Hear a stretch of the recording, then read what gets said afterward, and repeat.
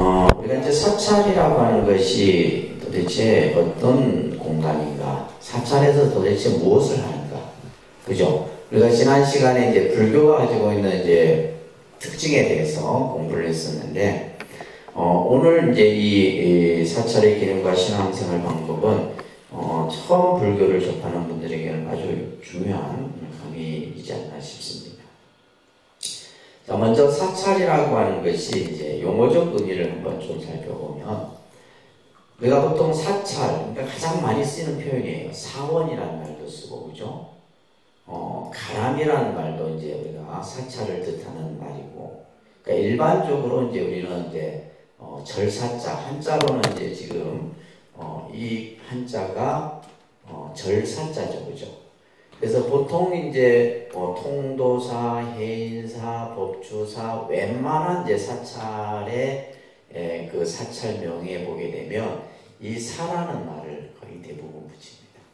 그리고 이제 사보다 조금 작은 개념이 이제 뭐예요? 암, 그죠? 암.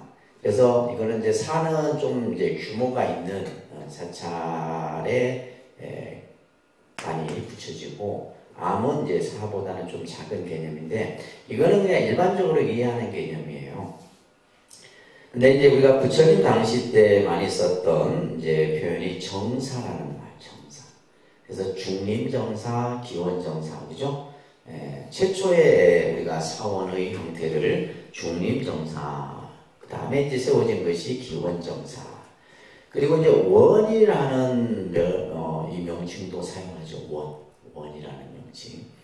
요즘 이제 들어와서는 저희 독립선언처럼 선언이라는 말을 이제 사찰의 그죠 명칭에 붙입니다. 그러니까 이제 선언이라는 말을 붙이니까 조인가 뭐 하는 데인가, 그죠? 그게 이제 이게 그러니까 원이라는 말도 있고 뭐 정사라는 말도 쓰고 이제 뭐 선언이라는 말을 이제 요즘에는 많이 씁니다. 근데 이 선언이라는 말은 사실은 80년대 때부터 사용해졌던 이 사찰 명칭이에요.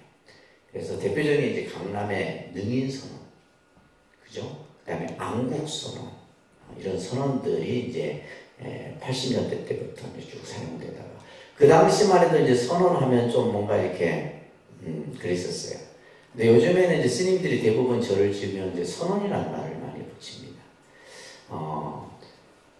자, 그런 개념들을 여러분들이 이제 이해하면서, 보통 이제 부처님 당시 초기에는 가람이라는 말로서 먼저 이제 이 용어가 사용됩니다. 그래서 용어는 승가람마라고 하는 말을 줄여서 가람이라고 해요. 그러니까 승가람마, 승가람마라는 이제 상가람마, 이렇게 승가람마라는 말을 줄여서 가람이라 하고, 이것을 번역하면 중원이라는 뜻을 씁니다. 중원. 이 중자는 무리 중자예요. 그 다음에 원자는 동상. 그러니까 스님들이 이제 무리를 지어서 함께 수행하는 공간이다. 그래서 이제 중원이라는 이제 말을 사용합니다. 우리가 이제 일반적으로 이제 사찰하면 부처님이, 그죠? 부처님을 모셔놓고 또 그곳에서는 스님들이 수행을 하고 또 부처님의 가르침을 배우고 따르는 불자들이 함께 있는 공간을 우리는 보통 사찰이라고 하는 공간으로서 사용을 합니다. 그죠? 이게 이제 일반적인 그냥 사찰이에요. 그러니까 사찰에는 누가 있어요? 부처님이 계시고 또 부처님의 가르침을 수행하는, 그죠? 스님들이 수행하는 공간이고, 또 불자들이 부처님 법을 배우고 기도하고 수행하는 공간이고, 이런 개념들이 이제 보통 우리가 사찰이라고 생각을 해요.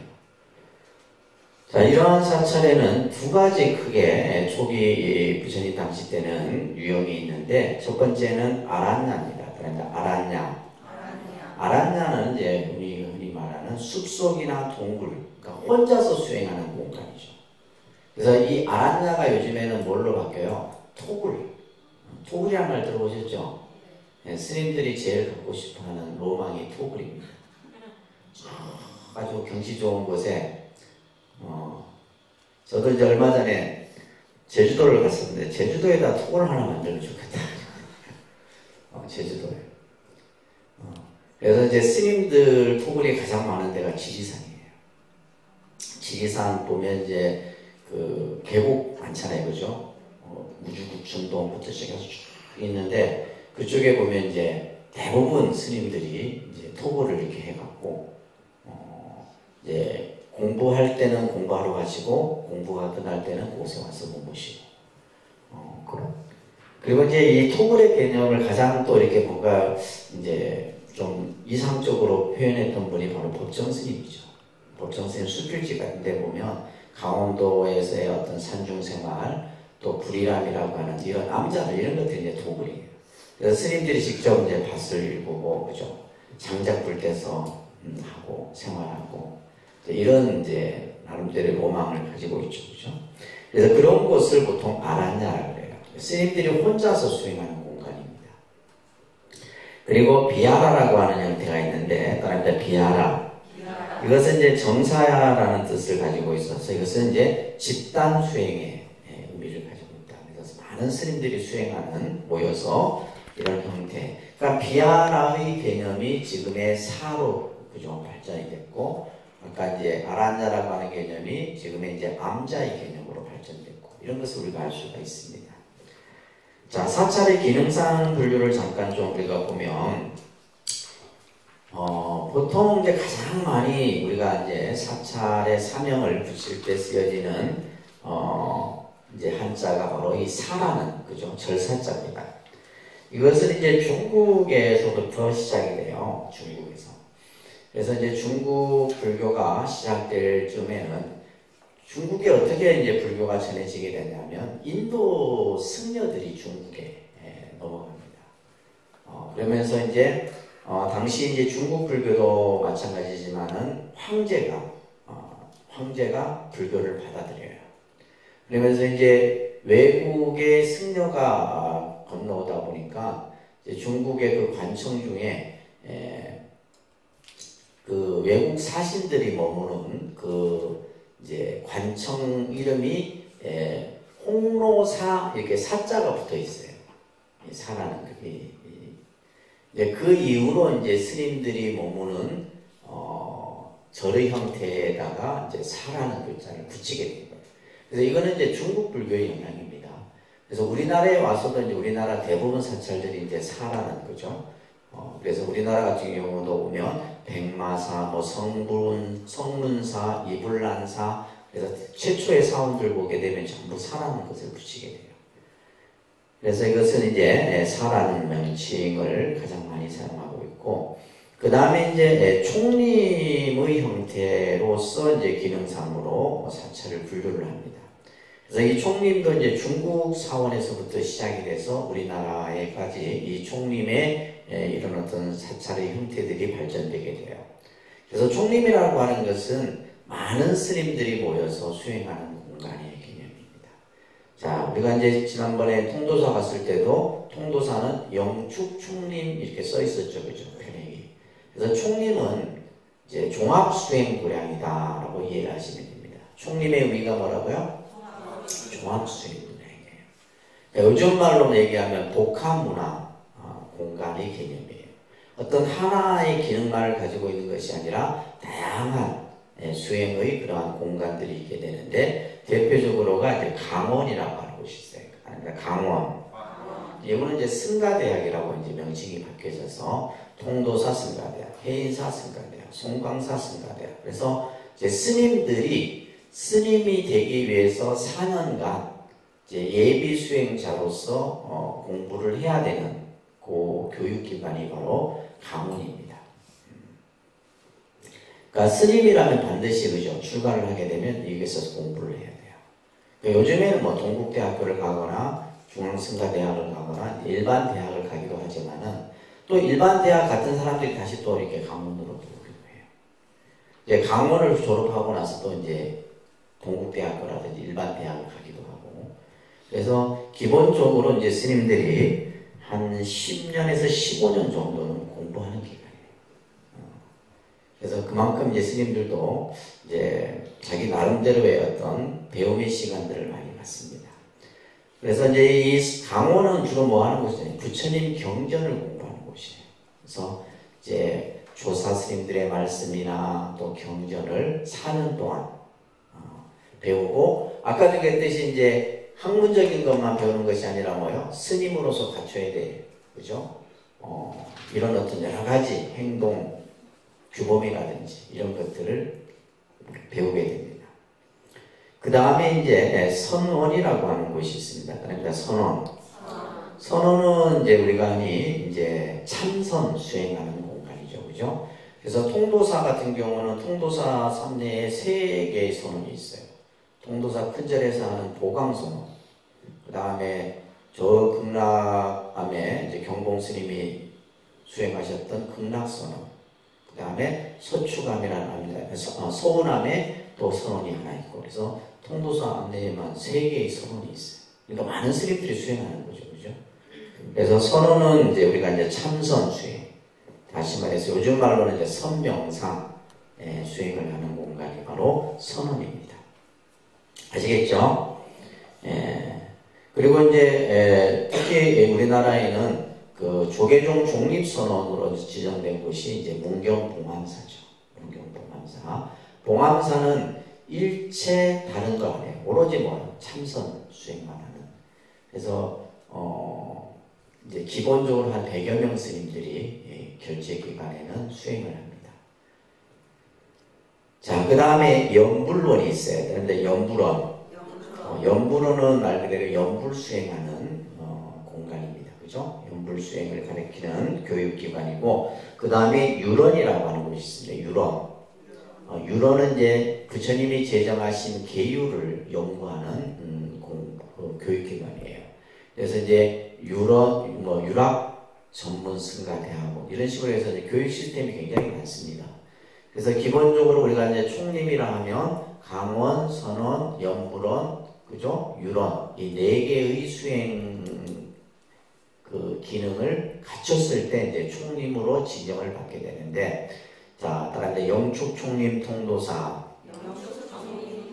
해인 총림 해인사,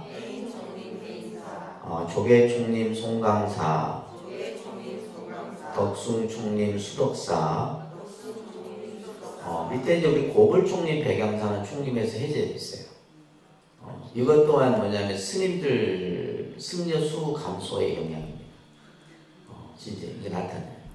그래서 지금 이제 뭐 좀 더 시간이 지나면 몇 군데 안 남겠죠. 왜냐면 스님들이 없으니까. 그 다음에 이제 금정 총림 범어사라고 하는 범어사, 부산에 범어사가 금정 총림입니다. 그러니까 금정 총림 범어사, 팔공 총림, 그 다음에 동화사, 대구 동화사 있죠, 그죠? 팔공 총림 동화사. 그 다음에 쌍계사도 지금 총림이 해제될 상황이에요. 스님이 없어요. 스님이 없어요. 그래서 쌍계사도 이제 쌍계 총림이라고 했는데, 예전에는 이제 스님들이, 우리가 이제 조계종 스님들이 한 15,000명 가까이 됩니다. 근데 그 15,000명이 어떻게 돼요? 점점 노령화되고 있어요. 그러니까 제일 많은 지금 스님들의 그 층이 우리 때쯤에 80년대 수기한 스님들. 그러니까 저희가 이제 가고 나면 반토막 난다고 보시면 돼요. 왜냐면 지금 스님되는 사람이 없잖아요. 그러니까 이제 그런 어떤, 그러니까 인구 감소가 지금 뭐 대학도 인구 감소에 의해서 굉장히 그죠? 구조 조정하고 있고 전부가 다 문제지. 누가 그랬는데 스님들이 장가를 안 가서 인구 감소에 스님 신부가 미치는 영향이 크대요. 그래서 실제로 이제 이런 총림들이 이제 우리나라에 그나마 이제 이런 것들을 유지하고 있죠. 우리 한국 불교가 이런 이제 수행의 그런 어떤 전문 도량으로서, 그러니까 우리 이제 한국 이런 사찰이 이런 아주 세계 어디에도 뭐 중국이나 일본에서 볼 수 없는 이런 것들을 가지고 있습니다. 그 다음에 이제 우리가 또 사찰의 기능에서 보게 되면 우리나라에는 5대 보궁이 있죠, 그죠? 우리 불자라는 꼭 한번 가보고 싶은 보궁입니다. 그러니까 부처님의 사리를 모셔놓은 것을 우리는 정멸보궁이라 그래요. 지금 제가 설명드리는 것은 상식입니다. 아시겠죠? 상식을 모르면 어떻게 돼요? 안 됩니다. 그래서 이거는 뭐 어렵고 난해한 그게 아니고, 이거는 불자라면 당연히. 그래서 예를 들면, 아, 내가 해인사를 갔어. 아, 해인사, 충림의 사찰이다. 그죠? 그것은 많은 스님들이 수행을 하고 있는 사찰이구나라는 것을 불자들이 알아야 되겠죠. 그죠? 다음 이제 양산 통도사, 오대산 상원사, 설악산 봉정암, 사자산 법풍사, 태백산 정암사, 이 5군데, 4군데는 강원도에 다 있죠. 그죠? 한 군데. 그래서 이 보궁 중에서도 이제 가장 중심 보궁이 통도사입니다. 네, 통도사. 그래서 이 보궁에는 이제 부처님의 사리가 모셔져 있기 때문에 특징이 뭐가 없다? 불상이 법당에 없다. 바로 이제 부처님 사리를 향해서 예배를 하게끔 되어 있습니다. 이번에 이제 그 좀 특별한 형태가 이제 봉정암 같은 경우가, 그죠? 좀 이렇게 이제 탑이 설악산 정상에 우뚝 서 있고, 이번에 이제 국보로 지정된 탑이 있는데, 태백산 정암사에 있는 수마노 탑이라고 벽돌 형태로 탑을 이렇게 쌓아 올린 형태입니다. 이번에 이제 국보로 지정이 됐었어요. 국보로 지정이 돼갖고, 지금 서울광장에 광화문 광장이고요. 이번에는 광화문 광장에다 이렇게 탑을, 연등 봉축탑을 세워놨는데, 정암사 수마노 탑을 이렇게 형상으로 해서 이번에 세웠습니다. 그 다음에 이제 여러분들이 또 꼭 기억해야 될 것이 바로 삼보사찰이라고 하는 거죠. 그러니까 불보사찰, 통도사, 법보사찰 해인사, 승보사찰 송강사. 자, 그래서 이제 통도사는 불보사찰이 이제 바로 부처님의 사리를 모셔놓고 있기 때문에 불보사찰, 불보종찰이라고 합니다. 그 다음에 이제 법보종찰 하면 이제 해인사는 팔만대장경, 그죠? 우리 문화의 가장 화려한 그러한 상징적인 우리 성보죠. 바로 팔만대장경을 모시고 있는 법보종찰 해인사. 그 다음에 이제 승보사찰 송강사는 이 왜 승보사찰이 지정되었냐면요, 고려시대 때 16국사가 배출되었다 이렇게 전해집니다. 그래서 이제 고려 때는 국교가 불교였기 때문에 그 당시는 이제 스님들이 국사로서 이렇게 이제 그 임금이 자기의 스승으로서 모셨던 스님들이 많았어요. 그 중에서 이제 송강사에서 나오신 분이 16분이나 된다. 그래서 이제 송강사가 이제 승보사찰로서 이렇게 이제 위치를 하고 있습니다.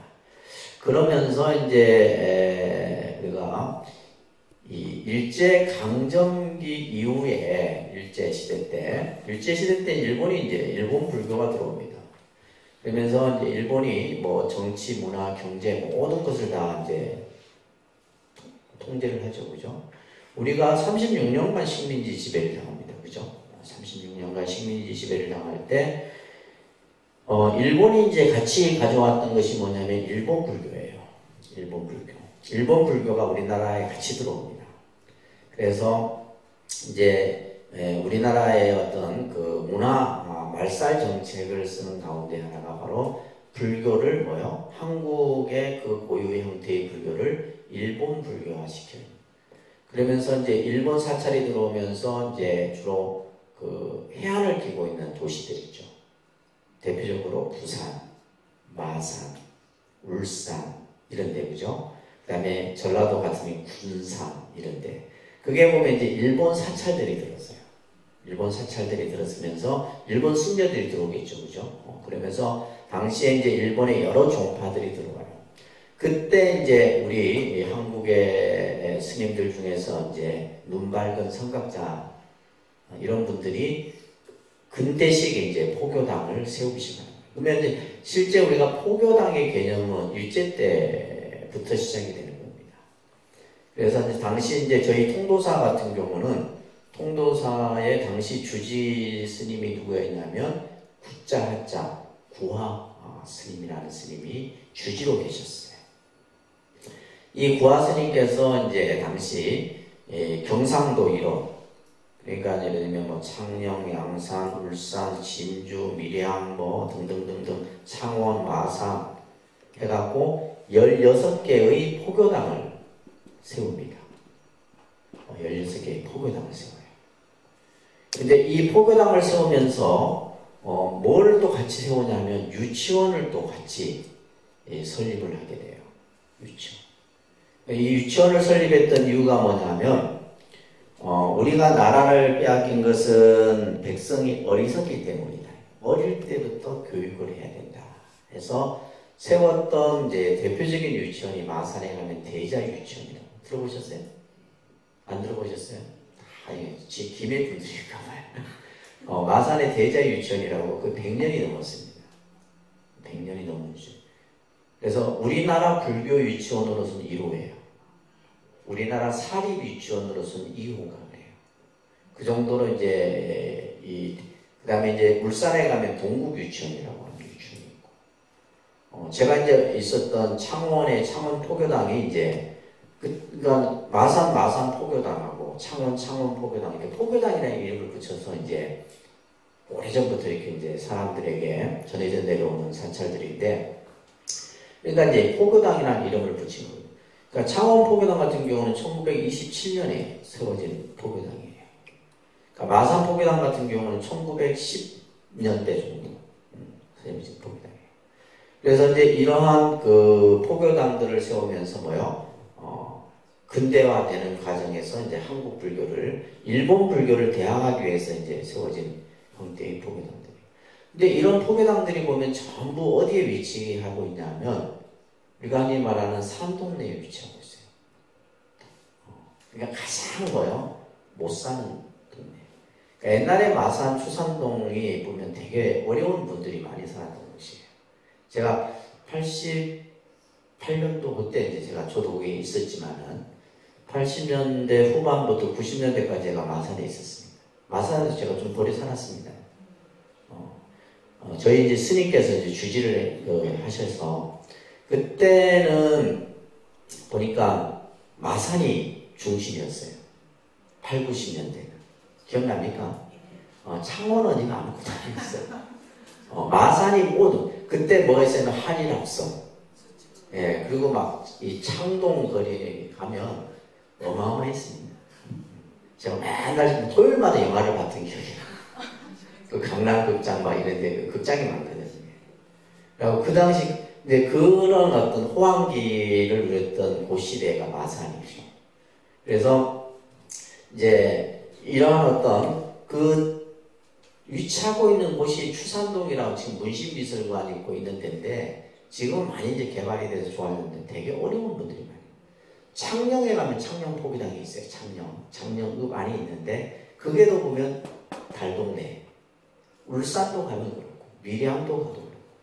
그러면 왜 이런 위치에다가 포교당을 세웠냐면 사찰이 어떤 역할을 하라고 세운 거예요. 첫째는 교육, 그죠? 그래서 유치원을 세울 수 있는 곳에 유치원을 세워서 교육을 할 수 있도록 했고, 또 하나는 뭐냐면 구제사업이죠. 가난한 사람들에게 베풀으라는 거예요. 그러니까 이러한 그 정신들이 이제 통도사의 포교당. 그러니까 지금은 어떻게 보면 통도사가 이제 한 150개 정도의 사찰을 가지고 있어요. 거느리고 있습니다. 저희도 이제 독립선언도 말사지만은 150개 정도 되는 그 말사들이 이제 가장 그래도 이제 한국 불교에서 이제 이런 어떤 포교 활동들을 가장 잘하는 사찰이 바로 통도사라고 얘기를 합니다. 이것은 제 얘기가 아니라 다른 스님들 얘기예요. 그래서 이러한 이제 도심 포교당들이 있으면서 90년대에 와서 이제 아까 얘기했던 80년대부터 이제 80년대는 뭐냐면 한강, 강남을 중심으로 한 개발이 이루어집니다. 아파트들이 막 들어서고 그러면서 이제 도심에 이런 포교당들이 들어서게 되는데 대표적인 것이 바로 아까 얘기했던 능인선원이에요. 그 다음에 대구의 영남불교대학, 그 다음에 부산의 앙북선 이런 이제 그 도심 사찰들이 그때부터 시작된 게 뭐예요? 불교대학이에요. 그러면서 그 역사가 지금 거의 한 30년, 40년 가까이 지속이 되고 있는 겁니다. 아시겠죠? 자, 이렇게 이제 포교당을 중심으로 한 여러 사찰들이 만들어지는데, 참 이 포교당들이, 도시에 있는 포교당들은 힘듭니다. 왜냐하면 이미 벌써 도심에는 교회가 다 자리 잡고 있잖아요. 우리 이제 김해만 해도 지금 유라 신도시만 해도 교회들이, 대형 교회들이 얼마나 많아요. 그러니까 이제, 이런 저희 독립선언과 같은 절들이 내가 볼 땐 유라에 한 10개는 있어야 돼요. 그래야지만 여러분들이 쉽게 가서 신앙생활을 하고 할 수 있는, 창원도 마찬가지지만. 그러니까 아파트가 들어서면 제일 먼저 들어서는 게 뭐예요? 교회입니다.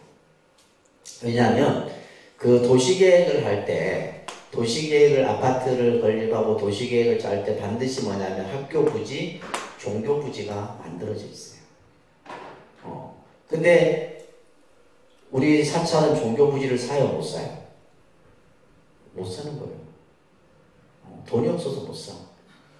근데 교회는 그 종교 부지를 사는 거예요. 종교 부지를 사. 그러니까 지금 여러분들 유라나 이렇게 신도시 밑에 아파트 있죠? 교회에 세워진 곳은 다 종교 부지예요.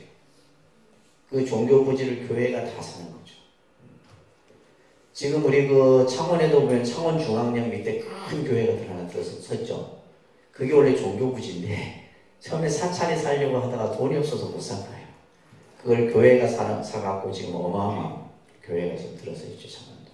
창원도 보면 대형 교회들이 많아요. 자, 그렇게 해서 이제 이런 그 포교당들이 이제 들어서게 되는데, 아직도 이제 우리가 교회에 비해서는 여러 가지 면에도 열습니다. 그죠? 자, 그 다음에 이제 우리 우리나라 사찰의 행정상 부류를 보시게 되면, 저희 이제 대한불교 조계종만 예로 들겠습니다. 다른 군소종단들은 너무 조직이 좀 열악하고 하기 때문에 조계종은 이제 전체 우리가 행정, 관청, 중앙관청이 이제 총무원이라고 하는 관청이 있죠, 그죠? 그래, 총무원에 이제 총무원장이 행정의 모든 대표적인 역할을 합니다. 그리고 이제 포교원이 있고 교육원이 있고, 이런 이제 그 3원 체제로 되어 있습니다. 그러면서 전국의 지역별로 해서 25개 교구본사가 만들어져 있습니다.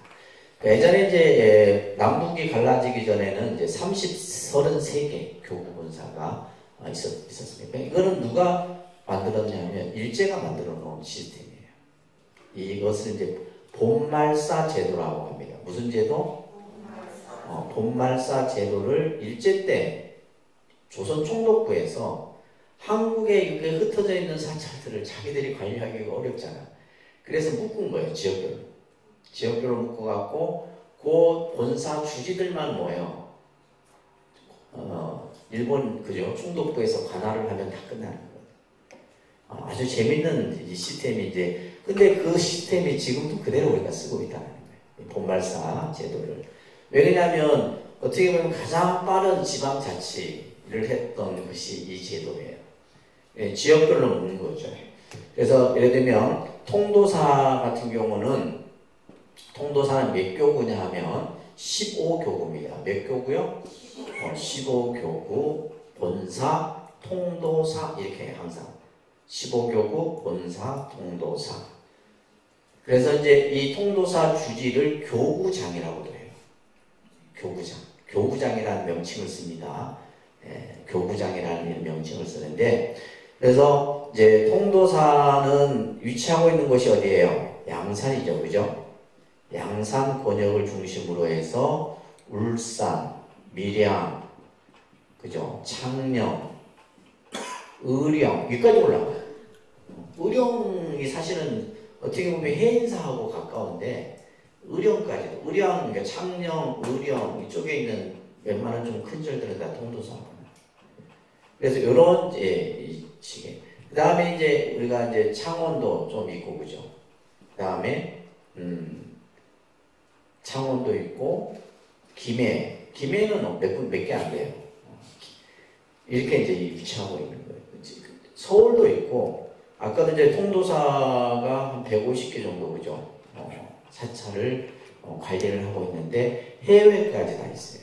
캐나다에도 있고, 뉴욕에도 있고, 일본에도 있고, 전부 다 퍼져 있습니다. 그리고 이 통도사의 이런 어떤 그 본사 밑에 이제 있는 것이 이제 말사입니다. 통도사는 뭐라 그래요? 본사. 통도사는 뭐? 교구 본사. 제15교구 본사 이렇게 해요. 그 다음에 이제 저희 독립선언은 이 통도사의 말사의 개념이죠. 그래서 김해 쪽 지역의 통도사의 역할들을 대행하는 그런 이제 그래서 이제 이런 형태로 되어 있고요. 그 다음에 이제 우리하고 가장 이제 인접하여 있는 것이 바로 이제 14교구 어디냐면 범어사입니다. 14교구가 범어사예요. 15교구는 통도사고. 그래서 범어사는 이제 부산권, 그 다음에 김해권, 그리고 창원, 마산권이 범어사 권역이에요. 권역으로 친다면 범어사 권역입니다. 그래서 우리 여기 보면 장유사, 성주사, 뭐 이쪽에 다 범어사, 은하사, 뭐 김해에 있는 웬만한 절들 다 범어사예요. 뭐 모남, 그죠? 이런 절들 같은 경우 전부 다 범어사예요. 그러니까 뭐 이런 식으로 다 이루어져 있어요. 그리고 또 재밌는 게 몇 개가 있는데, 이제 불국사 같은 경우는 지금 본사인데 옛날에는 일제 때는 기림사가 본사였어요. 경주 기림사 있죠. 그게 이제 박정희 대통령 때 이제 불국사가 커지면서 기림사가 말사가 되고 불국사가 본사가 된 이런 경우들이 있어요. 그래서 이제 이 권역을 나누는데 굉장히 그죠. 예를 들면 이제 자기의 어떻게 보면 각 본사마다 자기의 어떤 영역권이 있다는 거예요. 그죠? 이렇게 해서 대한불교 조계종이 이루어져 있습니다. 그리고 이제 이 말사도 보면 두 가지 개념이 있어요. 공적인 사찰과 사적인 사찰이 있어요. 공사가 나눠져 있습니다. 그래서 우리는 보통 이제 공찰이라고 해요. 그런데 공찰, 사사찰, 공찰, 사찰 이렇게 한자로 이렇게 표현하면 되는데, 그래서 공찰 같은 경우는 이거는 뭐냐면 본사 주지 스님이 임명권을 가지고 있어요. 본사 주지 스님이 임명을 하는 거죠. 예를 들면 마산포교다, 창원포교다 이런 데는 본사 주지가 임명권을 가지고. 일제 때는 누가 가지고 있었냐면 도지사가 가지고 있었어요. 일제 때는. 그러니까 근데 그 역사가 그죠? 채 100년이 안 되는, 얼마 안 되는 그 시간에 이런 것들이, 시스템들이 이루어진 거예요. 그 다음에 이제 저희 독립선언 같은 경우는 제가 이제 만들어 사찰이기 때문에 사사찰 개념이죠. 그래서 제가 이제 그냥 서류만 해서 올리면 그냥 임명장이 나오는 거죠. 이런 형태입니다. 그래서 이제 사찰 말사도 보면 이제 예를 들면 장유사, 성주사 이런 같은 경우는 공찰이죠. 장유사나 성주사나 이런 절들은 그러니까 우리가 예를 들면 전통 사찰이 있죠. 오래된 절은 공찰이라고 보시면 돼요. 자, 그런 것들을 여러분들이 상식적으로 이해하면서 그 다음에 이제 꼭 기억해야 될 것이 이제 최초의 사원이죠. 그죠? 꼭 기억해야 될 것이 중림정사입니다. 그런데 중림정사, 기원정사. 그러니까 부처님 당시 때 이제 부처님이 가장 오랫동안 머물렀던 곳이 기원정사고, 최초로 만들어진 사원의 형태는 중림정사입니다. 그죠? 그 다음에 이제 중국에는 백마사라는 절이 최초의 절이고, 우리나라는 성문사, 이불란사라고 하는 절이 이제 최초의 절로서 이게 알려져 있습니다. 자, 오늘 우리가 이제 공부해야 될 내용이 사찰의 기능과 역할이에요. 도대체 사찰이라고 하는 것은 어떠한 기능과 어떠한 역할을 해야 되느냐. 그래서 우리가 이제 사찰은 수행 중심 도량이다. 사찰은 무슨 도량? 수행 도량이다. 그러니까 수행이라는 것은 내 몸과 마음을 닦는 거죠. 그죠? 몸과 마음을 닦는 그러한 의미로서의 개념이 이제 사찰에 가지고 있는 거죠. 그래서 여러분들이 이제 힘들 때나 또 어려운 일이 있거나 즐거운 일이 있거나 언제든지죠. 내 마음이 힘들고 기쁘고 내가 살아가는 그 삶 동안에 그죠. 그래서 내 자신을 늘 뭔가 스스로 닦아갈 수 있는 이러한 수행적 역할을 하는, 그렇기 때문에 우리가 사찰이라고 하는 것은 내 삶의 귀처이다. 그죠?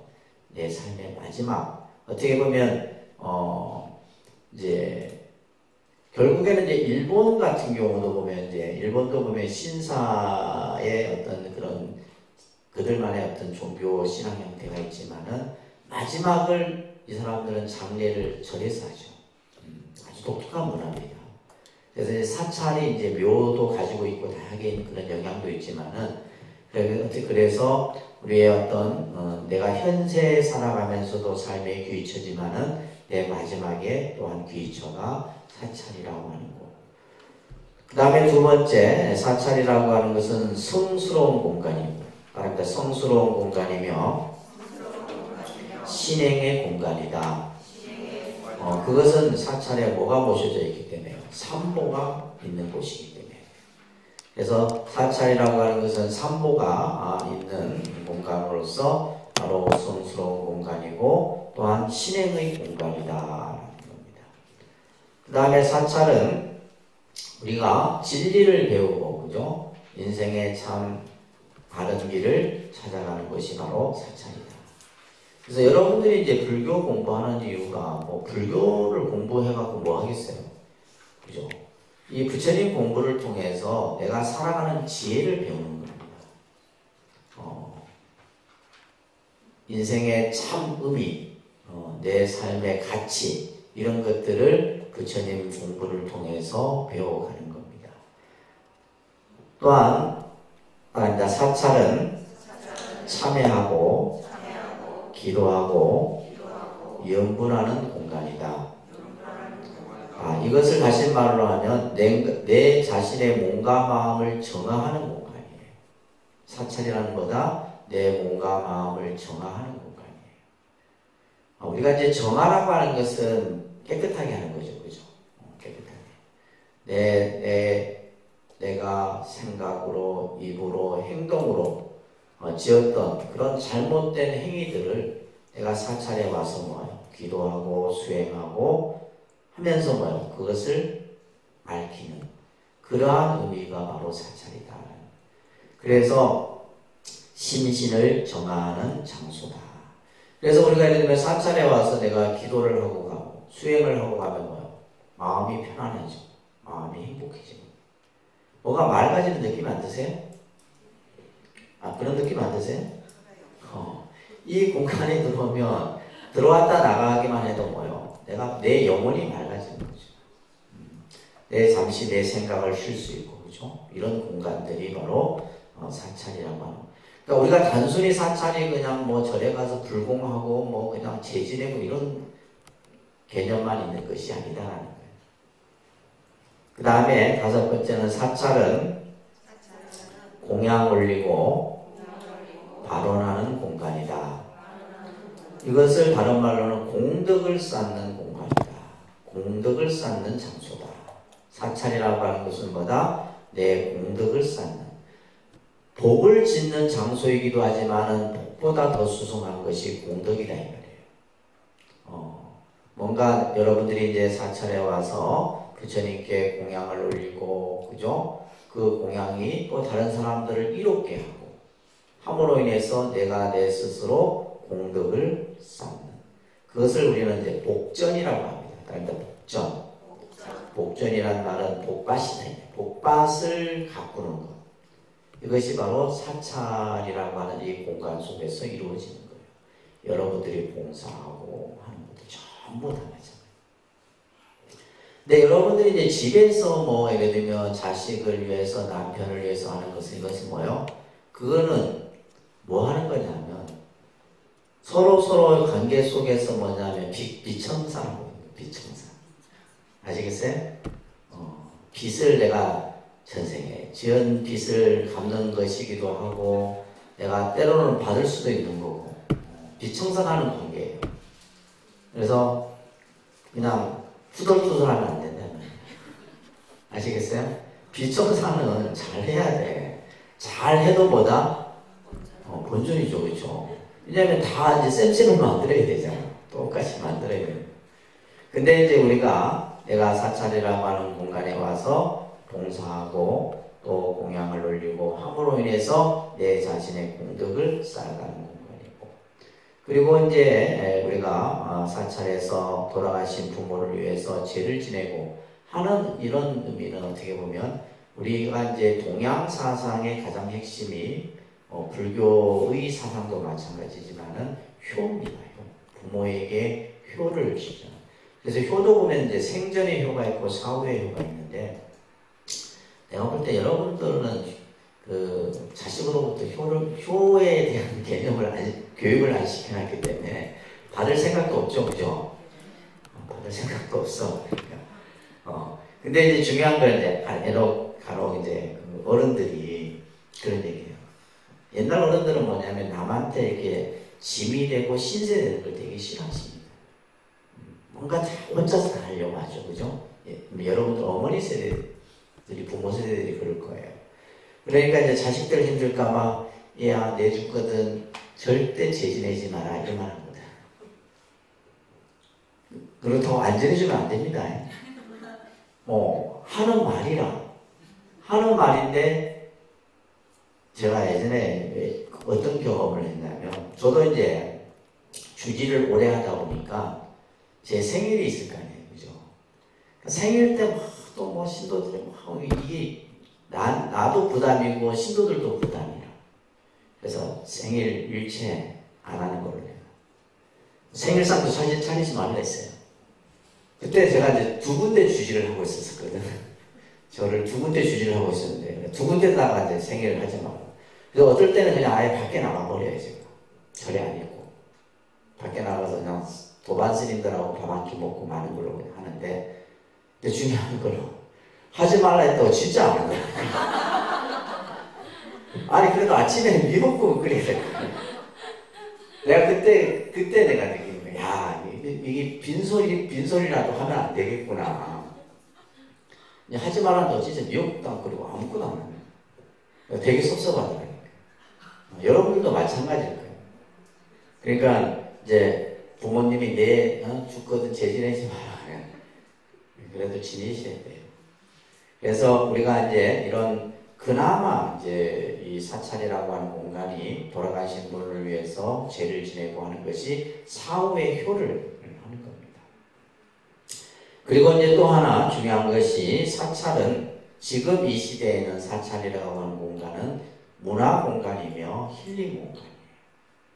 문화 공간이면서 힐링 공간입니다. 저희 이제 독립선언이라고 하는 사찰이 이제 그런 공간의 요소들을 많이 담아내려고 노력을 한 모습이 보이죠, 그죠?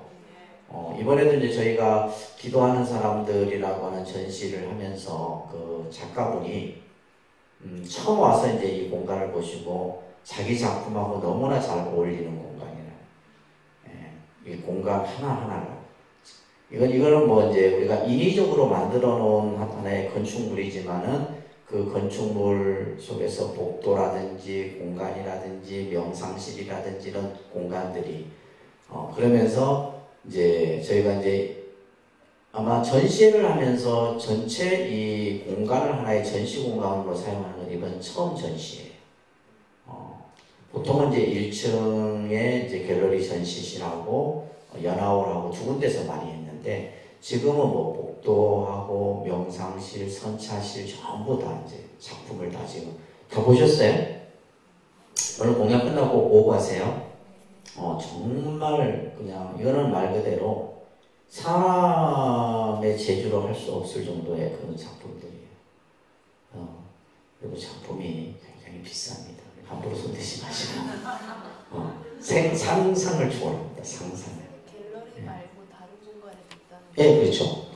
그 갤러리에 가면 그 안내 책자가 있어갖고 작품들이 그래서 명상실에도 있고 명상실에 내가 제일 좋아하는 거 딱 걸어놨어요. 명상실 가운데다가 딱 그 명상하는 작품인데 정말 어울리는 작품이고. 근데 이 지금 선생님 작품은 우리 그냥 그죠? 이 건물에 다 어울리는 작품들이에요, 사실은. 그래서 저희가 이제 한 달 정도 전시회를 하니까 주위 분들하고 오셔서 이제 좀 이렇게 한 공간에서 보는 것이 아니라 지금 저 복도에도 보면 창에 이렇게 작품들이 하나하나 있거든요. 그런 작품들을 음미해 가면서 전체 이 공간을 다 한번 쭉 둘러보시면서 이런 것들이 결국 뭐냐면 힐링 공간이죠. 작품을 보는 순간, 그래서 저희가 이제 전시나 이런 것들을 좀 많이 하려고 하는데, 아무튼 일이 많아요.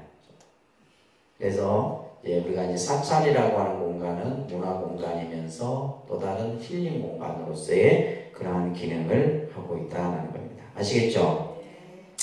그러니까 앞으로 이제, 그래서 저희 독립선언 같은 경우는 말 그대로 이제 21세기형 사찰이죠. 우리가 이제 통도사나 이런 뭐 천년 이상 된 사찰들은 이제 전통의 어떤 문화와 역사를 가지고 있다 하지만은 이제 이 시대에 필요한 부분들 이런 것들을 이제 담아내는 데는 이제 저희와 같은 독립선언이나 또 뭐 여러 이제 새로 생기는 사찰들이 이제 그런 역할들을 해야 됩니다. 자, 그 다음에 이제 중요한 것은 우리가 언제 절에 가야 돼요? 언제? 이런 이제 사찰들이 여러 가지 기능들을 가지고 있는데 언제 절에 가요? 가고 싶을 때 갑니까? 여러분들은 가고 싶을 때 가잖아. 예? 가고 싶을 때 언제 가야 돼요? 그죠? 매일 가요? 우리가 이제 사찰이라고 하는 곳은, 그죠? 이제 기본적으로 가야 할 날이 정해져 있고, 또 언제든지 수시로 갈 수 있는 곳이죠. 항상 열린 공간입니다. 열린 공간인데, 기본적으로 우리가 이제 불교의 명절, 이거는 이제 상식적으로 여러분들이 꼭 아셔야 되는데, 부처님 오신 날, 음력으로 4월 8일이죠. 그죠? 부처님 출가하신 날, 2월 8일, 그 다음에 부처님 열반하신 날, 2월 15일, 성도하신 날, 12월 8일. 이거는 외우셔야 돼요. 아시겠습니까? 근데 다행히 안 외워도 되는 것이 이제 사찰 달력에는 다 표시가 되겠다. 그런데도 안 와. 이 날은 여러분들이 꼭 이제 절에 가서 내가 기도하고 이 의미들을 되새기는 그런 날이 되어야 됩니다. 그 다음에 이제 우리가 정기법회가 있습니다. 그래서 다른 말로는 제일법회라고 해요. 따라합니다. 정기법회. 그러니까 정기라는 말은 늘 그죠? 같은 요일에 맞춰서 늘 똑같이 이루어지는 법회죠. 우리가 보통 교회는 보니까 수요 예배, 금요 예배, 일요 예배 이렇게 딱 정해져요. 예배 대부분 좀 이제 종파마다 차이가 있지만은 수요, 금요, 일요 그죠? 이렇게 딱 정해져 있어요. 근데 이제 사실은 교회 같은 경우는 이게 이제 양력으로 하고 요일에 따라서 하니까 굉장히 사실은 뭐랄까 가기가 편해요. 이 지금 시대에는 딱 맞죠. 맞습니다. 근데 우리 사찰은 뭐냐면 지금 나와 있듯이 전부 뭘 기준으로 하고 있어요? 음력으로 기준. 그러니까 우리는 지금 생활이 여러분들이 가정에서든 직장에서든 모든 생활이 양력으로 이렇게 다 지금 기준에 맞춰서 하게 되는데 음력으로 하다 보니까 예전에는 그나마 괜찮았어요. 70년대, 80년대까지만 해도 괜찮았어요. 별로. 그때는 주 5일제도 아니었고, 그죠? 무조건 열심히 막 일하고 막 이런. 그러다가 이제 주 5일제 되면서 이게 그냥 확 달라져 버립니다. 지금 앞으로 뭐 주 4일제 얘기도 나오잖아요. 그죠? 이래 되면 이 시스템을 바꿔야 돼요. 사실. 빨리 바꿔야 되는데 특히 우리 경상도는 이 음력을 이거에 대한 관념이 너무 강해서 특히 예를 들면 초하루는 사람들이 의뢰의 절에 가는 걸로 생각해요. 옛날 초하루는. 그러니까 사실은 이 음력이라고 하는 인식이 너무 강한 거죠. 그래서 지금 서울 쪽은 토요법회, 일요법회로 바뀌고 있습니다. 그러니까 제일법회를 안 합니다. 음력법회를 안 하고 토요일, 일요일로 이렇게 바꾸고 있단 말이에요. 사실은 그렇게 돼야지 돼요. 근데 저도 그게 쉽지 않은 거예요. 저도 이제 창원에서 이렇게 하려 해도 안 되더라고요. 여기 와서도 이게 안 돼요. 그러니까 쉽지가 않은 거예요. 그래서 음력으로 이제 저희가 초하루 날, 이게 이제 다행히도 이제 뭐 일요일이 끼거나 토요일에 끼면 다행인데 주로 평일날 많이 끼기도 하고 그렇습니다. 그죠? 그러다 보니까 이제 맞벌이를 한다거나 또 직장. 그래서 사찰에 남자들이 올 수 없는 이유 중에 하나가 바로 이 제일법회 때문이에요. 이걸 반드시 이걸 개선하지 않는 이상은 절대 교회처럼 부부가 함께 신앙생활하고 하는 것은 굉장히 어렵습니다. 그러니까 문제점을 알고 있으면서도 뭐예요? 못 고치고 있는 거예요. 왜? 여러분들이 고치려고 노력을 해야 돼요. 스님이 아무리 얘기해도 그죠? 안 되죠. 그래서 일단은 이제 우리가 이제 정기법회, 제일법회를 중심으로 보면 음력 초하루법회, 그죠? 그 다음에 거기 빠져 있는데 음력 8일, 음력 8일은 약사제일입니다. 무슨 제일? 약사제일.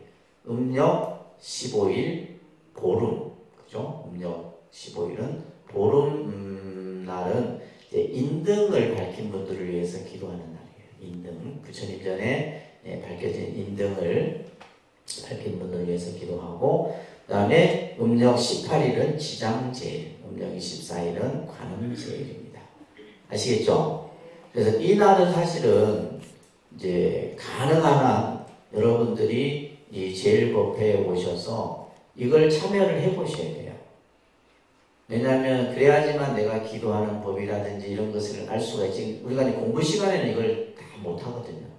그래서 그걸 참여를 자꾸 하시면서 나중에 여러분들이 반드시 혼자 기도해야 될 상황이 생겨요. 그때 가서 이제 내가 배우려고 하고 뭐 하려고 하면 늦습니다. 그래서 이제 이 정기법회 제일에 참여하는 습관들을 키우셔야 돼요. 신앙은 습관입니다. 습관이에요. 그래서 습관을 길들이지 않으면 안 됩니다. 그리고 이제 우리가 특별법회가 있죠. 그죠? 정초, 그 다음에 입춘, 동지, 백중 이런 날. 이런 날도 이제 우리가 절기와 맞물려서 이제 이 기도를 같이 이렇게 병행하는 이러한 이제 특별법회 같은 경우들도 있습니다. 그래도 요즘에는 이제 저희가 뭐 밴드라든지 뭐 문자라든지 이런 걸 해서 다 공지를 하니까 그나마 좋아졌지. 옛날 분들은 그냥 머릿속에 다 갖고 있어요. 의뢰이 딱 그날 되면 절에 오시고 합니다. 자, 한 5분 쉬었다 할게요. 나타난다고 하죠. 마찬가지로 이제 우리가 부처님 법 만나는 인연, 참 만나기 어려운 인연을 내가 만났구나라는 것을 느꼈을 때 사실은 그때부터 공부가 시작이 됩니다. 그냥 우리가 그냥 우연히 그냥 이 인연이 나에게 온 것이 아니라 어떻게 보면 수억억의 시간 속에 내가 태어나고 죽고 태어나고 죽고 태어나고 죽는 가운데 이 부처님 법을 만났다는 거예요. 그래서 50페이지 보게 되면 따라합니다. 사람으로 태어나기 어렵고 태어나서 바르게 살아가기 또한 어렵다. 부처님이 세상에 나시기 어렵고 부처님 법 또한 만나기 어렵다. 그렇죠. 우리가 많은 생명들 가운데서 사람 몸 받기가 참으로 어렵습니다. 그래서 인신난득이다라는 말이 있어요. 사람 몸. 여러분들이 다음 생, 내가 금생에 죽고 나서 다음 생 사람 몸 받는 거 굉장히 어렵습니다. 그러니까 여러분들이 이제 그래도 전생에 많은 어떤 인연을 지어서 금생에 그래도 그죠? 지금의 이 사람 몸을 받았고 또 사람 몸을 받았어도 건강한 몸을 받았고 그리고 또 뭐요? 또 우리가 생명들 보면 태어나자마자 또 그죠? 명을 달리하는 경우들이 많은데 그래도 뭐 지금까지 건강하게 잘 살고 있고 그래서 사람 몸 받기가 어렵습니다. 근데 사람 몸 받았어도 이제 부처님 법 만나는 것은 더더욱 어렵다. 이런 말씀들을 우리는 늘 새기면서 그러면 이제 우리가 올바른 신앙생활을 어떻게 해야 되느냐라고 했을 때 우리가 지난 시간에도 불교는 신앙 체계를 설명을 했었어요. 그죠? 자, 따라합니다. 바른 믿음, 올바른 이해, 끊임없는 실천, 원만한 증득. 자, 이것을 신해행증이라고 합니다. 그러니까 신의 행증. 그래서 불교의 신앙은 신의 행증의 체계를 갖추고 있다. 그래서 지금 여러분들은 뭐냐면 이제 믿음을 쌓아가는 단계죠, 그죠? 근데 이 신과 해는 지난 시간에도 얘기했듯이 이것은 같이 갖춰줘야 되는 겁니다. 따라합니다. 불법의 대에는 믿음으로써 능히 들어갈 수 있다. 부처님 불법을 큰 바다에 비유를 합니다. 그래서 불법 대다 이런 말이 있는데 이 부처님의 법의 세계 속에 들어가기 위해서는 믿음으로서만 능히 들어갈 수 있다. 그래서 많은 경전마다 이 믿음에 대해서 얘기를 합니다. 그래서 지난번에도 제가 믿음에는 바른 믿음이 있고 삿된 믿음이 있고 광적인 믿음이 있고 그죠? 내 믿음이 분명하지 못한 믿음은 미신이라 그랬잖아요. 그죠? 이런 믿음들을 우리는 그 예들을 통해서 바른 믿음을 갖는 것이 중요하다는 거예요. 그렇기 때문에 따라합니다. 믿음은 도의 근원이며 공덕의 어머니다. 그러므로 믿음은 일체 선법을 만든다. 이 유명한 화엄경에 나오는 그 믿음에 대한 설법입니다. 믿음은 도의 근원이다. 깨달음의 근원이다. 그리고 이것은 공덕의 어머니다. 그래서 우리가 이제 이 믿음을 갖추기 위해서 하는 것이 뭐냐면 기도입니다. 기도라는 신앙적 행위를 통해서만이 믿음이 쌓여질 수가 있어요. 단순히 내가 부처님 믿는다 해서 그 믿음이 아니에요. 그러니까 우리가 그냥 생각으로 믿는 게 아니고 내가 신앙을 통해서 그 믿음을 하나 그래서 그 믿음의 뿌리를 우리는 신근이라 합니다. 그러니까 신근. 믿을 신자에다가 그죠? 뿌리 근자를 써서 신근. 이 믿음의 뿌리가 튼튼하게 뿌리를 내려야 돼요. 이 믿음의 뿌리가 약하면은 작은 비바람에도 금세 뽑혀져요. 그죠? 뽑아져 버린다. 흔들려 버려요. 내 믿음이 흔들려. 그래서 예를 들면 우리가 이 신앙생활을 하다 보면 이제 여러분들이 생각하지 못했던 많은 일들을 경험합니다. 때로는 좋은 사람을 만나기도 하고 때로는 나를 힘들게 하는 사람을 만나기도 하고 그죠? 괜히 또 우리가 요즘에 신도들에게 스님 절에 가니까 스트레스 받는 스트레스를 안 받으려고 절에 오는데 절에 와서 스트레스 받으면 안 되죠. 이제 그런 이제 표현들을 이제 일반적으로 많이들 해요. 근데 그것은 이제 뭐냐면 결국 이 믿음의 뿌리가 깊게 뿌리를 내려야 되는데 이 믿음의 뿌리가 약하게 되면 어떻게 되냐면 작은 것을 또 그냥 흔들려 버려요. 그런 경우들을 너무 많이 봐왔죠. 그죠? 그러니까 우리가 예를 들면 여러분들 아마 어머니들 중에서 절에 30년, 10년, 20년, 30년 다닌 분들한테 한번 물어보. 그분들도 그 까지 오기까지 우여곡절이 많았다는 거예요. 근데 그것에 대해서 흔들리지 않고. 그러니까 이제 그런 경우가 있어요. 서울에 가면 서울 종로에 조계사라고 하는 절이 들어보셨죠? 이 절은 근현대사의 파란만장한 절입니다. 원래 이 조계사가 원래 이 절이 위치하고 있는 곳이 원래는 그 옛날에 이게 참수하는 자리였대요.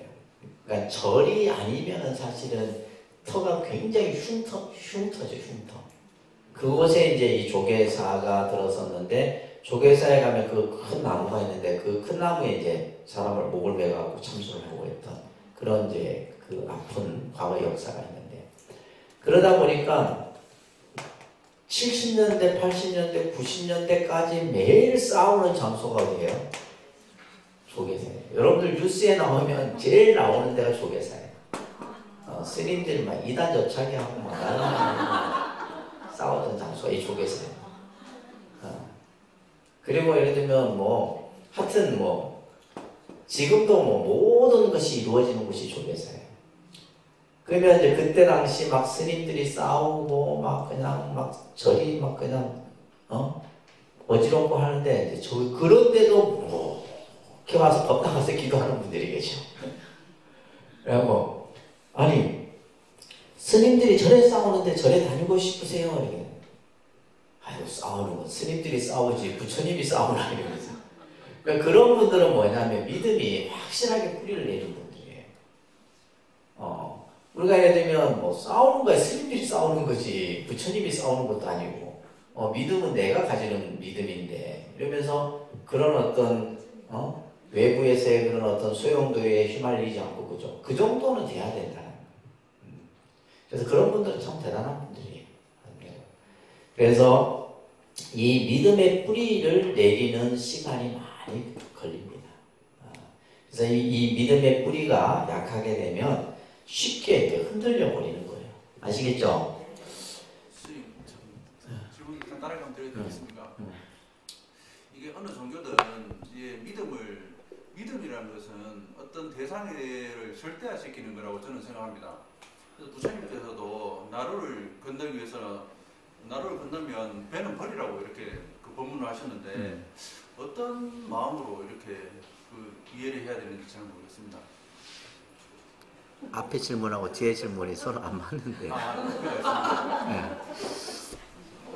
근데 이제 이 믿음이라는 것은 우리가 이제 불교에서의 믿음은 믿음에도 여러 종류가 있어요. 법에 대한 믿음, 신앙에 대한 믿음, 또 부처님에 대한 믿음.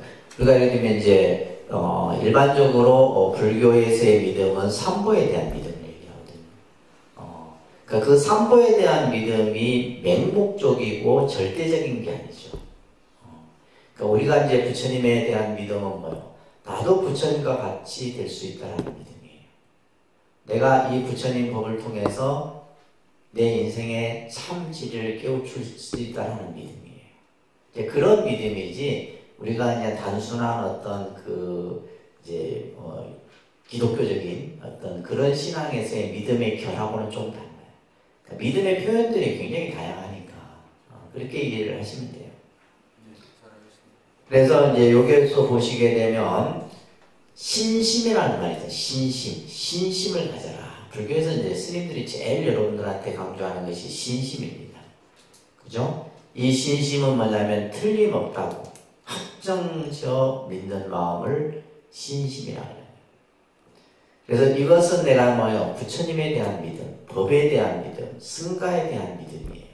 그것을 우리는 뭐다? 삼보에 대한 믿음이다. 근데 그 믿음이 뭐예요? 바르게 가져야 된다는 거죠. 예를 들면 뭐 지나치게 하게 되면 광신이 되는 거고, 그죠? 또 그 믿음이 불분명하면 미신이 되는 거고, 또 그 믿음이 삿되면 삿된 믿음이 되는 거다.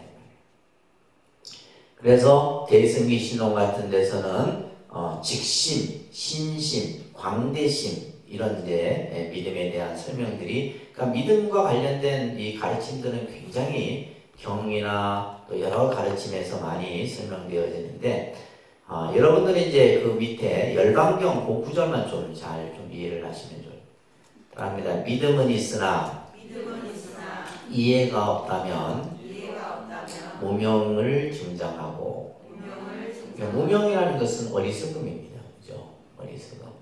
그래서 예를 들면 지난 시간에도 말했듯이 내가 믿음은 확실하게 갖춰졌는데 불교에 대한 이해가 없어. 올바른 이해가. 하게 되면 뭐냐면 어리석음만 증장된다. 그리고 바랍니다. 이해는 있으나 믿음이 없으면 잘못된 견해가 증장한다. 그래서 이해는 있는데 믿음이 제대로 갖춰지지 아니하면 사견이라는 말은 자기만의 생각 속에 빠져버리는 거예요. 자기 견해에 빠져버리는 거예요. 그래서 자기 주장만이 옳고 자기 견해만이 옳다라고 생각하는데 빠져버리는 거예요. 그래서 부처님께서는 원만한 믿음과 올바른 이해를 통해서만이 실천행의 근본을 이루게 된다. 이것을 열반경에서 설하고 계시는 겁니다. 그래서 올바른 이해가 중요한 거예요. 그죠? 이 신과 해는 같이 가져야 되는 겁니다. 진리에 부합되지 않는 믿음은 미신과 맹신에 빠지기 쉽다. 진리, 우리가 이 진리라고 하는 것은 뭐예요? 이 세상에 살아가는 하나의 법칙이다 이 말이에요. 이것에 부합되지 않는 믿음은 미신과 맹신. 우리가 예를 들면 사이비 종교가 갖는 가장 일반적인 형태가 미신과 맹신을 강조하는 거예요.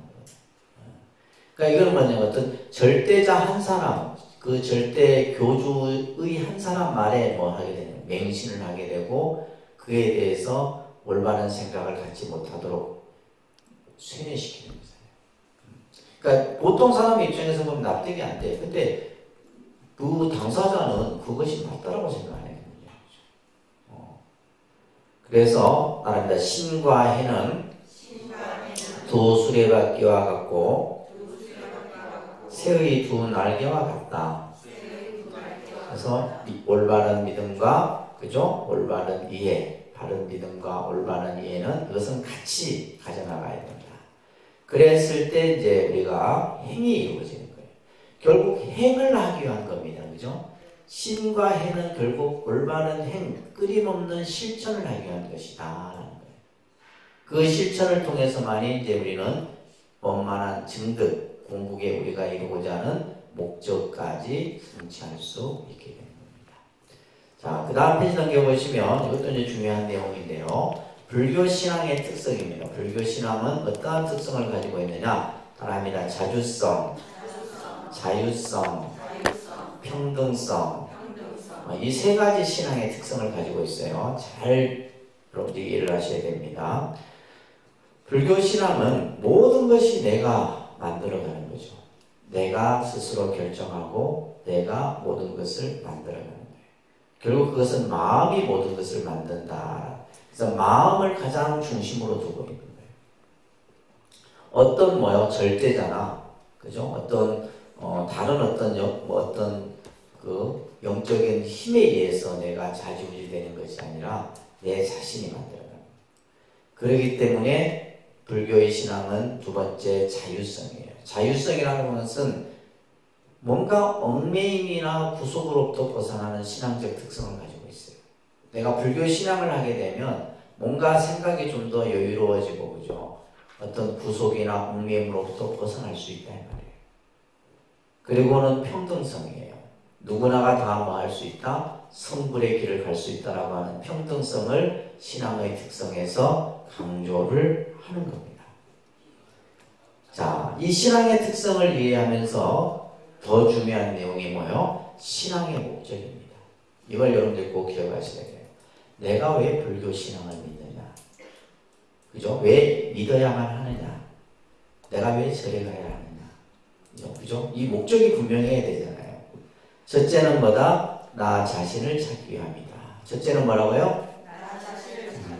결국 나를 찾는 이 공부는 결국 불교의 신앙 속에서 이루어질 수 있다는 거예요. 참 나를 찾는 거죠.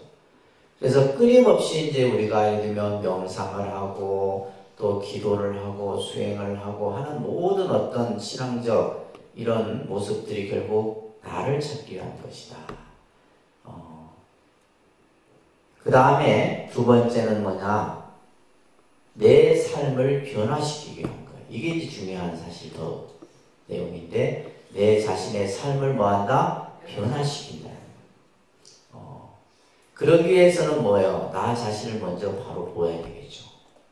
지금 내가 처한 현실, 내가 지금 맞닥뜨린 상황을 바로 봤을 때 내 삶을 변화시킬 수 있는. 그래서 이제 이 말은 다시 말해서 절에 여러분들이 신앙생활을 할 때와 하지 않을 때는 달라야 된다는 얘기예요. 절에 내가 다니기 전에는 뭔가 그냥 그죠? 생각도 좁고 성질도 더럽고 그냥 막 욕심도 많고 오로지 그냥 짜증도 많고 했는데 절에 다니면서 이게 변화가 돼야 돼. 좋은 쪽으로 변화가 돼. 뭔가 생각에 여유도 생기고 그죠? 내가 화가 나도 화를 좀 더 조절할 수 있는 힘도 생기고 그러면서 뭔가 내가 내 스스로 뭔가를 만들어갈 수 있는 그 지혜의 그릇도 커지고 이런 식으로 좋은 방향으로 바뀌어야 돼요. 근데 잘못하게 되면 내 자신의 삶을 안 좋은 쪽으로 바뀌어줄 수 있어요. 그러면 안 됩니다. 아시겠죠? 그러니까 절에 다니면서 막 더 고집이 세지고 자기만 주장하고 이런 사람들 수두룩합니다. 흔히 그런 분들을 절도깨비라 불러요. 절도깨비 되면 안 돼. 그러니까 우리는 예를 들면 항상 내가 신앙을 하게 되면 그거는 뭐냐, 누가 봐주느냐면 제3자가 봐주는 거예요. 내가 절에 다녔더니 내가 이렇게 변했다 이게 아니에요. 첫째는 누가 제일 먼저 봐주겠어요? 그죠? 여러분들 남편이 봐주는 거예요. 우리 마누라가 절에 다니더니 변했다. 근데 변하는데 좋은 쪽으로 변해야 되는 거예요. 안 좋은 쪽으로 변하면 안 되는 거죠. 두 번째는 자식이죠. 야, 우리 엄마가 절에 다니고 우리 아버지가 절에 다니더니 달라졌다. 그랬을 때 여러분들이 올바른 신앙생활을 하고 있다는 거예요. 근데 절에 다니면서 더 안 좋은 쪽으로 내가 만들어지게 되면 절에 다니지 마세요. 다닐 필요가 없는 거지. 그거는 여러분들을 점점 더 안 좋게 만들어요. 그래서 이제 그런 것들이 이제 참 중요합니다. 그래서 이것은 부처님의 가르침을 통해서, 그죠? 여기서 중요한 것은 부처님의 진리, 부처님의 법의 가르침을 통해서 내 자신의 삶을 변화시키는 것. 이것이 바로 신앙의 목적이다 이 말이에요. 또한 우리는 신앙의 목적 속에서 부처님의 불보살의 가피를 통해서 문제를 해결할 수 있다는 이러한 믿음이 있어야 된다. 그죠? 모든 것은 우리가 눈에 보이는 것 말고 보이지 않는 것의 영향이 우리 삶을 많이 좌우한다 그랬어요. 그죠? 그래서 내가 세상을 살아가는데 보이지 않는 그러한 힘이 있습니다. 힘이 있어요. 힘이 주어집니다. 그러니까 예를 들면 우리가 어떠한 공간에 가더라도 그 공간에서 느끼는 기운이 있잖아요. 그죠? 사람도 보면 기운이 있거든요. 그러니까 어떤 사람은 좋은 기운이 느껴져요. 좋은 기운이 느껴지고, 이 사람하고 있으면 왠지 기분이 좋고, 뭔가 그냥 편안하고, 그렇듯이 사람에게도 기운이 있고, 공간에도 기운이 있고, 여러분들 집안도 마찬가지예요. 그래서 여러분들이 잘 살려고 하면 집안의 기운을 좋은 기운으로 만드세요. 닮아도 갖다 그려놓는다고 그런 기운이 됩니까? 네? 기운을 좋은 기운으로 만들어야 돼요. 그러기 위해서는 어떻게 해야 되겠어요? 제일 먼저 집안에 쓸데없는 것들 다 버리세요. 중요해요. 그러니까 내가 집안을 가꾸고 정리정돈하고 이것에서부터 시작이 되는 거예요. 이것부터. 그래서 집안을 우리가 예를 들면 사람들이 독립선언을 왜 편안해하고 왜 좋다고 느껴요? 그죠? 일단 보이는 것은 뭔가 다 정리정돈이 되어 있다는 거예요. 그게 중요합니다. 그래서 제일 여러분들 이제 들어가는 집의 현관부터 시작해서 화장실, 해우소 이런 것들이 깔끔하게 정리정돈. 그래서 그 집안의 기운을 내가 좋은 기운으로 만든. 그러면서 내가 예를 들면 그런 정리정돈된 그 공간에서 내가 기도를 하게 되면 내 집안은 자연히 좋은 기운으로 만들어질 수밖에 없어. 그러니까 내 집안의 기운이 좋아야지만 여러분들이 잠을 자도 편안하고 집안이 편안하니까 하는 일이 잘 될 거예요. 그렇잖아요? 이게 아주 간단한 원리예요. 간단한 원리입니다. 그랬을 때 내가 살아가는 삶 속에 항상 내가 불보살의 가피가 나와 함께 하고 있다는 것을 스스로 믿음을 가지게 되는 거예요. 그래서 불보살의 가피를 통해서 내가 가지고 있는 어떠한 문제도 해결할 수 있다라고 하는 이러한 마음, 이런 목적이 이제 있어야 되는 겁니다. 그 다음에 모든 중생과 함께 부처님의 세계를 내가 만들기 위한 것이 또한 신앙의 목적이기도 합니다. 자, 끝으로 불교 신앙의 자세입니다. 불교 신앙의 자세. 첫째는 뭐가 있어야 된다? 간절한 소원이 있어야 된다. 그죠? 우리가 이제 여러분들이 절에 다니면서 기도를 하고 또 불자로서 신앙생활을 하는 데 있어서 간절한 소원이라고 하는 것은 이것은 우리가 발언이라는 말로도 합니다. 발언, 원력, 그죠? 뭔가 다 공통적으로 들어가는 한자가 뭐예요? 그죠? 이 원이에요. 원할 원자입니다. 이거는 뭐냐면 바램이에요. 바램. 근데 이 바램은 예를 들면 우리가 바램의 형태도 두 가지가 있어요. 이것을 예를 들면 이제 능동적 의미냐 수동적 의미냐에 따라서 달라요. 수동적 의미는 이거예요. 뭐뭐 해주세요. 뭐뭇을 해주십시오. 이것을 우리는 뭐라고 했냐면 소원이라고 해요. 소원. 뭐뭇이 이루어지기를 바라는 것을 뭐라 한다? 소원. 그러니까 이것은 어떻게 보면 가장 기본적이고 기초적인 우리 마음이죠. 뭔가 내가 어떠한 부처님이나 또 불보살에게 우리 아이 공부 잘하게 해주십시오. 그죠? 좋은 직장에 취직하게 하는 소원이라고 해요. 근데 이거는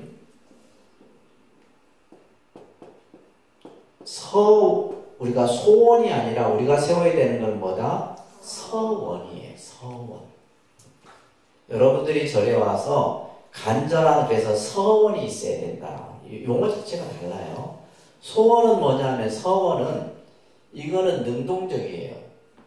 내가 하겠습니다 라는 거예요. 내가 이루겠습니다. 내가 우리 아이 공부를 잘 하도록 하겠습니다.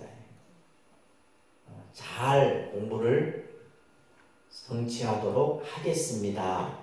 해 주십시오 하고 다르죠? 해 주세요 하는 것은 소원이고 내가 하겠습니다 하는 것은 뭐고? 서원이에요.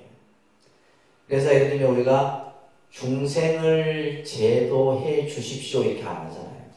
중생을 뭐 하겠다? 제도하겠습니다 이렇게 하잖아요. 번뇌를 끊어 주십시오 이렇게 안 하잖아요. 번뇌를 뭐 하겠다? 내가 끊겠습니다. 이것은 이 서원에는 뭐가 하냐면 자기 의지가 들어가 있어야 돼요. 뭐가 들어가 있어야 된다? 자기 의지가. 이게 중요한 겁니다. 내 의지가 들어가요. 그래서 기도를 하더라도 내 의지가 들어가야 돼요. 이게 소원입니다. 그리고 이 소원의 힘이 이제 갖춰지는 것을 우리는 원력이라는 거예요. 원력. 그 원에 뭐가 붙는 거예요? 우리가 이 힘이라는 한자는 뭐냐면 에너지입니다. 에너지고 이것은 뭐냐면 기예요. 기입니다. 기. 우리 흔히 말하는 그죠? 기운을 말하는 거예요. 마음의 에너지가 담겨야 되는 거예요. 그랬을 때 그 원이 성취가 되는 거예요. 내가 이루고자. 그래서 우리 이제 불교 신앙은 서원을 세우는 것이지 소원을 바라는 것은 아니다. 아시겠습니까? 기도를 하더라도 내가 서원을 세우는 기도를 해야 되지 소원을 바라는 기도를 하게 되면 안 돼요. 그것이 나쁘다는 건 아닙니다. 나쁘다는 건 아니고 예를 들면 뭐뭐 해주십시오 하면 내가 그 누군가가 나에게 해줄 때까지 내가 기다려야 되잖아. 해줄지 안 해줄지도 모르고. 근데 이거는 뭐예요? 내가 하는 거예요. 내가 직접 내가 만들겠다. 그래서 간절한 소원이 있어야 되고 두 번째는 지극한 믿음을 일으켜야 된다. 이것을 발심이라고 합니다. 일단 발심. 네, 지극한 믿음을 여러분들이 일으켜야 돼요. 그래서 발심이라는 것은 어떻게 보면 여러분들이 내가 불교를 공부해야 되겠다 이것도 발심이고 내가 기도를 해야 되겠다 발심이고 또 예를 들면 내가 어느 날 갑자기 삼천배를 한번 해야 되겠다 이건 말뚝신심이다. 갑자기 일어나 생뚱맞게 그것도 좋은 거예요. 오늘 갑자기 삼천배 해야 되겠다 하고 삼천배. 그래서 지극한 믿음을 일으켜야 되고 세 번째가 중요한 거죠. 그죠? 우리가 신앙을 하는 데 있어서는 끊임없는 정진심. 말합니다. 정진심. 이 정진심이 있어야 돼. 그냥 했다 안 했다가 또 뭐 말았다 하는 게 아니라 끊임없이. 내가 정진이라는 말은 한 걸음 한 걸음 계속 내딛는 거예요. 그러니까 물러나지 않는 거죠. 물러나지. 그러니까 물러나는 마음은 우리는 이제 불교에서는 태굴심이라고 합니다. 다른 데 태굴심. 태굴심. 나는 해도 안 돼. 난 기도해봤자 뭐이겠다. 태굴심이에요. 근데 우리는 태굴심이 아니라 뭐다? 한 걸음 한 걸음 한 걸음 계속 나아가는 이러한 수행을 끊임없이 하는 정진심이 갖춰져야 된다는 겁니다. 아시겠죠? 그래서 불교 신앙인의 자세, 신앙의 목적, 그러니까 이런 이제 개념들이 우리가 이제 사찰이라 하는 공간 속에서 여러분들이 신앙생활을 하면서 하나하나